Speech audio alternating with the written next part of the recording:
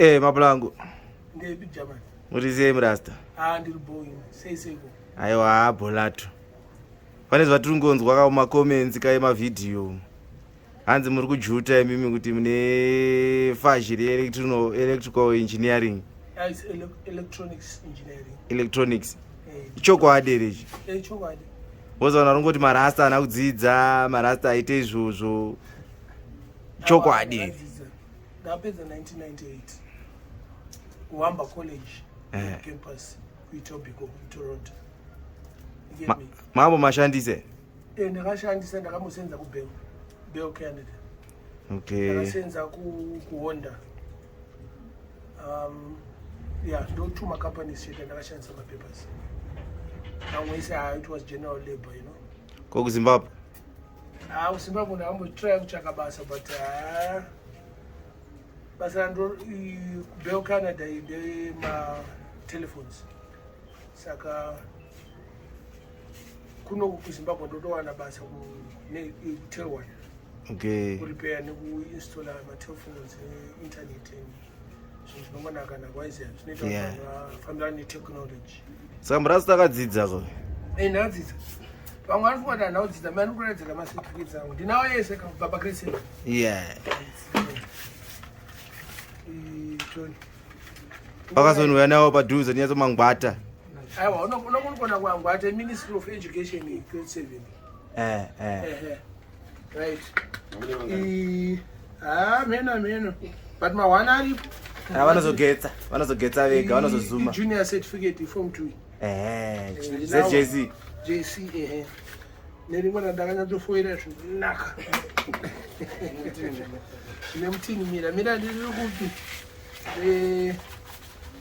O level ndine one subject. Woodwork. General certificate nangu rewoodwork. Aise. Atari ngwata iCambridge ati? Cambridge. Kunasvika gono. This is ndakaenda adult school for 1 year. Yakafana nechini? Transcript. This is my transcript. Yakafana form 4. Maturity credits ndakapiwa 12. Then out of province credits ndakapiwa another 14. So I take introduction in computers and it's job training. That was in 1996. Yeah. Ndakatora English, mathematics, data processing, communications in media, applied physics, communications technology. Actually, I wanted to do cameraman, TV, city TV. Okay. We pangandiri kuEmiri ndo zvatakoncentrate nazvo taitora namavideo. You understand? Yeah. This ndo transcript right. And if that certificate racho ikoko ndikuvakomana ndinawo Saka maitomboverenga mabhuku ere mablango? Chamani zvekudaroka. Pari manje nguva yacho maiwana kupi muri mufeze mabhebhi? Zvaingoitika. This is a certificate raunopiwa naMP kuToronto. Apa MP wedu anga ari Sergio Machi. That's 1995. Yeah, kwagwazha kudhara mno. 1995. Emery Collegiate. Stara muona. This is my other certificate. And I graduated actually 1990. Let me see. 1995, but ndakazo January 1995. And ndakazopedza chikoro June 1995. Okay. Certificate rangu rekuchikoro diploma. The form 4, grade 12 yeku Canada. Okay. Ndio certificate rangu. Saka ndakaenda kuchikoro musanyanyodipa stene musadipisa. Iri ndiro kuchikoro kwa school. Yeah. Saka tinanganidza nere kuZimbabwe nere kune Cambridge zvatofanana. Tatoenzana. Saka ndopa mazopasa manje. Ndakapasa zvakanyanya. Saka towedzera woodwork. Aiwa woodwork asina basa. Inoita basa. Right. 1995 ndaba ndazoenda September ndanaenda college. Ndakazo graduate we 1998. Ichi degree. This is my transcript. Meno kana chioneka. Rongwatika. Kuna mumwe munhu unopiwa is this original transcript ya 1998. Havanozumawo. Hata mukuranga mboko here dzachitara zvezve. Certificate of incompetence. Aiwa, transcript yema subjects akatora communications, DC circuits, logic 1, computer science fundamentals, physics, maths 1. Next year acho ndakatora logic 2, communications 300, computer aided drafting. It's our AutoCAD. And electrical device circuits ne math 2, that's calculus. But that's majagonzera makuti kanda nawa. No, it's calculus unenge wakudila ne maths form 6. Yeah. Do calculus. 1996 4 ndakaita ma AC circuits, electronic production. Humanities it's a subject, it's a general subject. Netwa nemunhu wese. Ripi redu revanhu vanoita zvema social working. Pfungwa dzevanhu nokuita pfungwa dzevanhu because ndiri munhu anofanirwa kuzodhila nepublic about chikoro. Okay. Ndakaita social life of everyday, sociology of everyday life. Okay. Yeah. Bada mnyarwadi. Fifth semester 1997. Ndakaita electronic circuits 2, communication systems, telecommunication systems, micro programming interface, psychology again. Ndoba ndakaita accident. Okay. 1997. After takavhara chikoro ndakazoita accident muna 1997. Saka ndakwanisa kuzoita ndakaita 1 semester off. Okay. Ndakazogona chikoro 1998. Okay. 98 ndoba ndakaita introduction to calculus. It's like form 6. Calculus makes the form 6. Kuno kuZimbabwe. Ndakaita motor and controls, embedded microcontrollers, electronic circuits 3, intro to PLC. Programming, yokuprogram afanike kana ukona madrinks paniswa malebo pepe. No program ukuthi drink inoiswa kana achipfuura 1000 in a minute. No program avakanika achika. Kekuti okay. Data communications. Hwezha. That's the transcript yangu yakabuda zvakanaka ndambofoira kana wani. Hwezha. Issued to me. Credit yakati ma-distinctions? Credits. Okay. Credits, yes. Hamuna kuzoita zvekuti. Aiwa, hatina kudaro.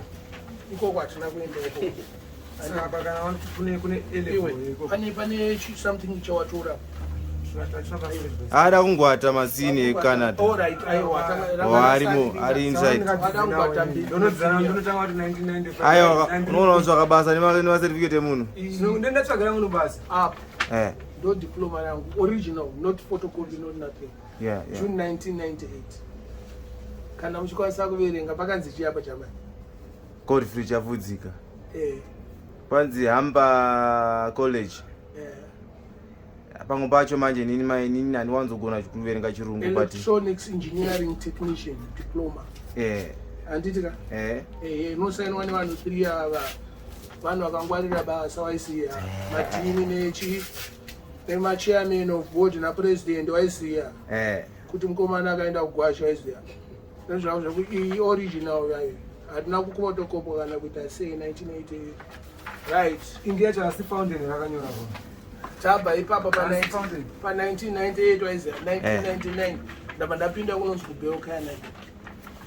Ndo certificate rangu rekubheo Canada. Pandakapinda course ndinzi ndagraduate kusenza kubheo CDI. Waisiya. Ndebheo Canada. Kana unyatsogetsa a successfully completed ameno FW andisezvinorechi personally pandakarigiriwa basa. Okay. Aiwa qualified kuenda se pinda mundima waisiya. Vari kutora kuti amutsiki vana kudzidza vanozogugula. Nerimwe racho rekubheo futi. Ndere commencement. Technology update curriculum yekuti every year munenge muchitestwa. So takapinzwa kuchikoro for like 3 weeks. Kuno kuti matrade unoza pane ku Canada vanoziva Canada kune internet yekutanga yanzi Simpatico. I was the first of 4 people to install internet in Toronto. Yeah.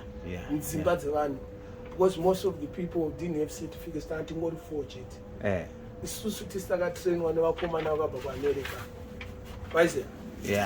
Isusu takazotraina vasina macertificates.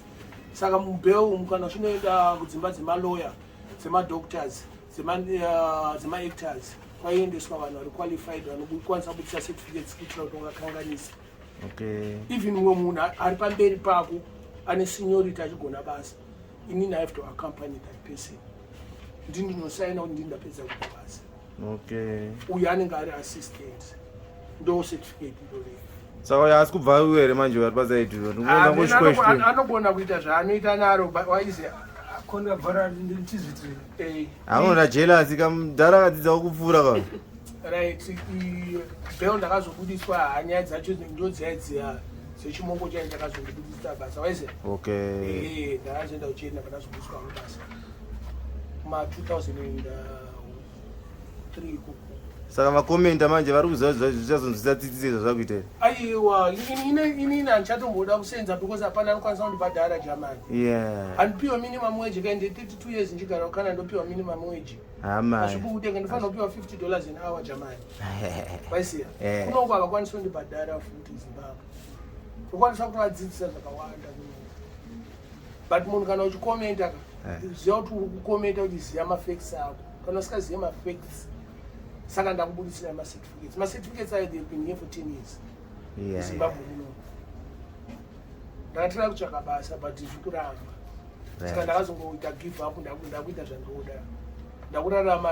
I just wake up and leave ndichikuita life cover iri ndere anti-terrorism waiziya. Pandakasenza kuhonda 2008 ndakazoenda pakaitwa ngozi yacho kungokandirana zvinoputika zvaizvo zvimbambaira kwanana Afghanistan zvakangodaro daro. Ndaisenza kuti aibatanidza masecurity emotikari kuhonda computer box emotikari chiabatanidza chitengesa kuhonda Canada. Ndaisenza mufactory. Kana musikanyatsoziva manje haumbofa wakaziva zvandoziva waiziva. But manje vanhu vanenge vachikuona nemageto idzi vanenge vachitokusai kulevel yetumarasta tomageto. Saka maybe pamwe ndo paangojaja napo hamene munoti chine vanhu ivavo kana vari kugaira izvozvo. Kana chigaira izvozvo inini ndakatoenda kuchikoro ndangoita 4 years 5 years in fact 2 years less than 2 years nandane mapapers kuCanada. Ndato landed immigrant wazva. 5 years nanda citizen in Canada. Ndine certificate racho riri kuCanada ne citizen. 5 years nanda to citizen 1995. Saka pandakabudiswa basa rangu ndakanzi ndiende kujob training ndiri paunemployment ndo pandakazoenda kuhigh school. High school yanga iri job training chipiwa ma-unemployment benefits for a year. Chibva ipapo ndandazopiwa OSAP. It's a loan by the government. Unapiwa 28,000. Ndopandakazotanga kuzogara kuScarborough. Otherwise before that ndagara kuEthiopia. 28,000 ai makajika nani mudhara makaendesa kuchikoro ese? Imwe ndaiuya naye kuno kundichitenga marecords ndingonakirwa nayo. Madhezi andaibhadhara $47 rent, 1 bedroom apartment. Pasame apartment anogara. $47. Mapita 28,000 more. 4 years. aiwa yakauya iri 14 kuti first year unopiwa iri 14 chikoro taibhadhara about 1,000. pane mari yeaccommodation yechikafu leisure meaning kuti hembo dzekupfeka ukane kuti unhuhwirira ufana kunhuhwirira vamwe vanhu vanoenda kuchikoro sezvo unongoziva kuti mazimba tine mbiri yekungonhuhwirira vanhu kana manightclub kana exactly fanike muhapwa magrants akaita semari yemutaura iprocess yenyu yaitira vamwe vanhu makateta navo. Vazhinji vanopiwa kana ukangwara kana ukapusa uipiwe. Takangwarisa. Because haisi inoapplywa inoapplywa grant. Chinhu chese chinoapplywa zvanofanira kuenda kuchikoro kana kuenda kubasa. Unoapply. Haupiwe hapana munhu anoyamba kwako achikutambidza. Zvinhu zvehurumende kaizvi. But pane Ontario government inokupa kubva kwayachi government of Canada. Inokupa provincial, pane provincial ne local government.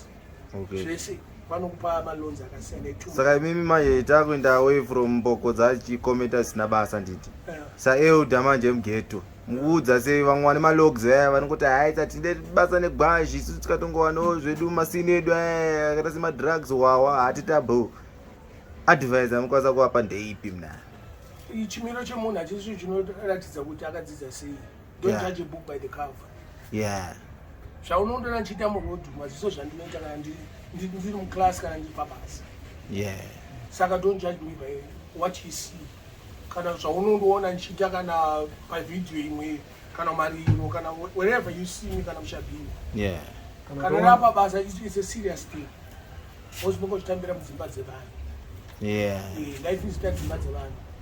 Plus mufana kuvaudza makadzidza nevarungu ka zvikunda varungu mukilasi imomo ka vazhinji vacho havana kutozopedza futi because takatanga tiri 42 vakagraduate vanenge vari 16 because madropouts akazowanda ka because vazhinji vacho vakazvarirwa ikoko saka madropouts anongowanda nokuona kunenge uchiitika zvinhu saka vakagraduate it was 16 madropouts was on about maybe 20 vamwe vakafoira then you have to repeat macourses vakafoira.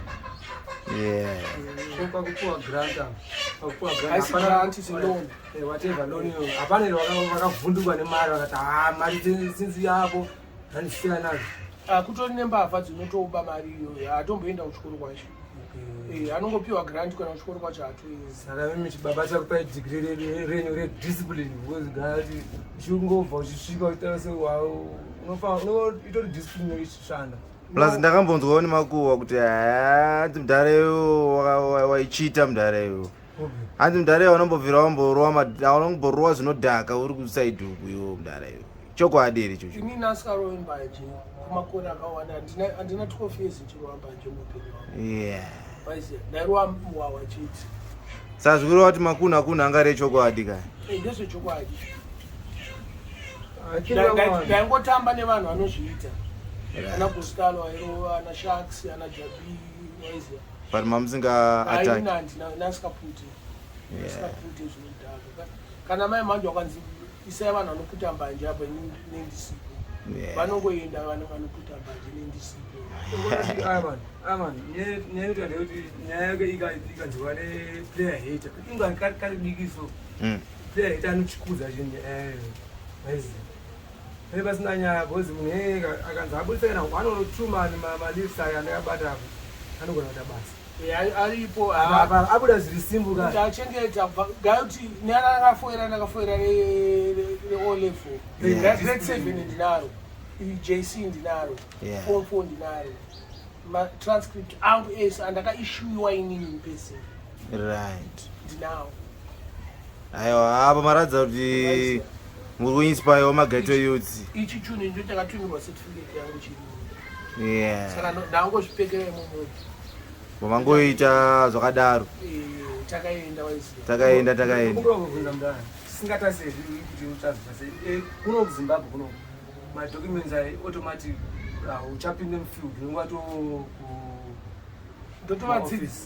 aiwa ndopinda mufield because pane zvimwe zvinhu zvavasingazivi zvavafanira kuziviswa especially kumafoni patroubleshooting mafoni ka haungotanga kungoenda kuningiri kuboxi unotanga wasvika pamba wataura kuti kugadzira foni yavo uvazivisa kuti you are there waiziva ava vanogona kutanga kukwira papo asati akunotify kuti ari kugadzira foni yavo otesta foni mumba achidzokera kumashure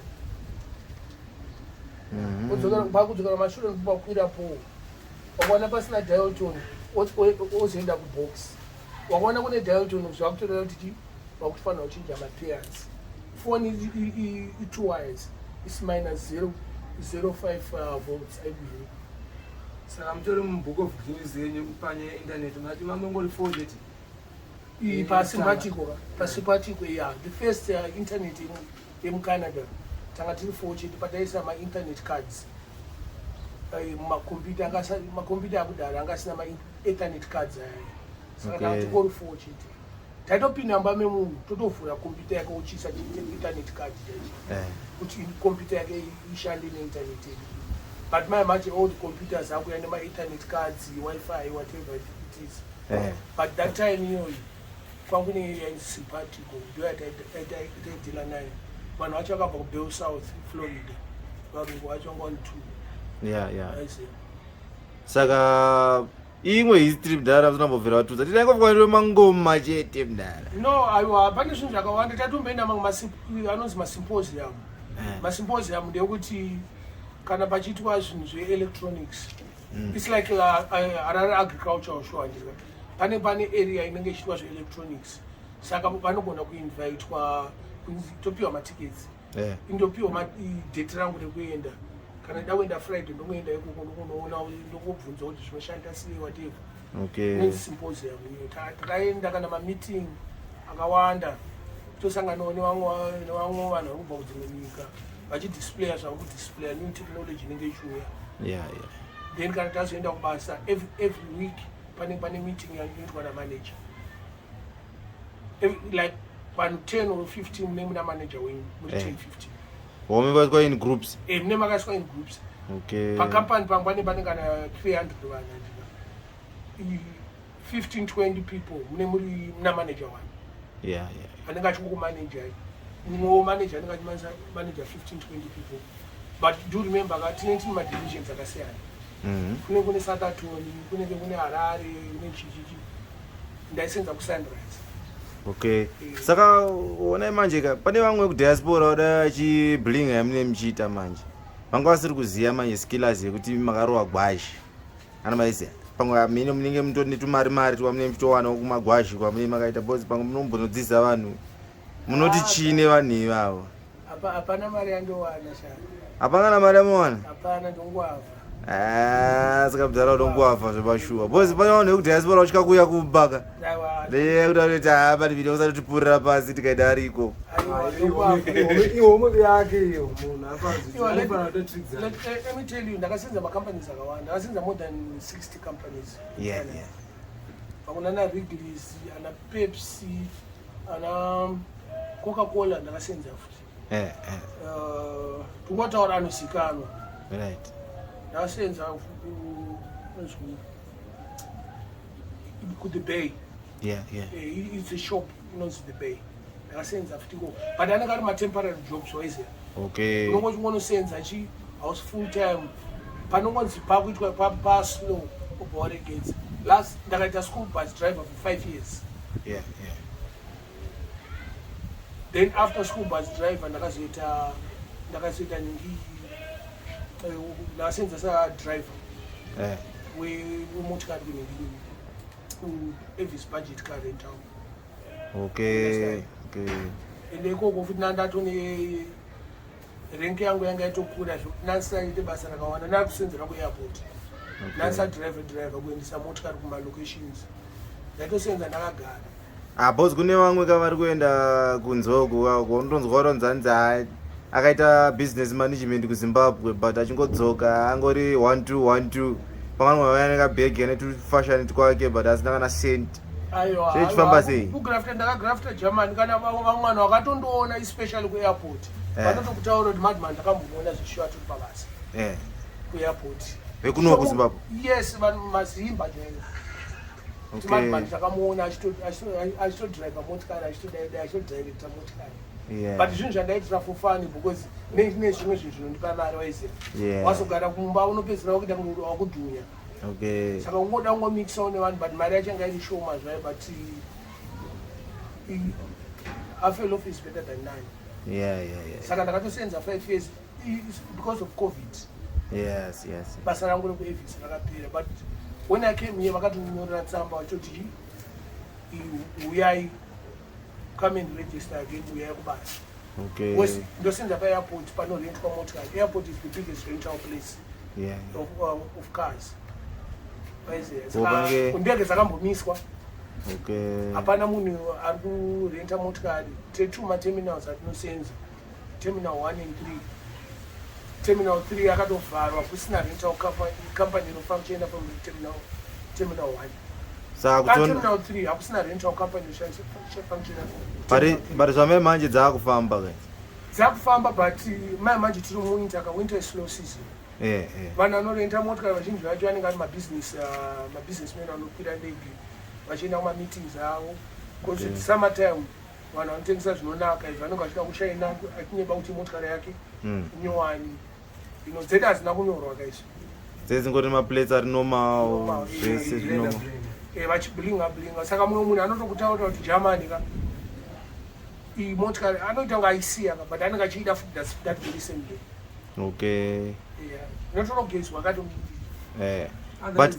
but munhu akomenda ari kuziva kuti magezera iye kanasi maina ndageza zvangu but zvese zvindangozviitira iye kuti andingomuratidza wa ndakaisa vhidhiyo yasamurai Wedzera okay akutaura kuti indobhaisa inini wosamurai akaitawo engineering okay but zvinhu zvandakataura kudhara ndangozviripita chete with the proof of certificates okay pane vamwe vanyowana vanenge vatanga kuonawo zvamai manje vasingazive zvakudhara saka vanenge vada kuoneswa tichivaonesa government yedu ichitionyera futi government ndeipi futi nayo local government local Canadian government kune vamwe vanhu vakarasika vari kunzo okay Canadian government Canadian government neZimbabwean government vese vari two vachionesa matsaga yavo kuti okay not munhu wese anoenda kudiaspora anoklina mata echemberi Wedzera okay iri boja heavy baba thanks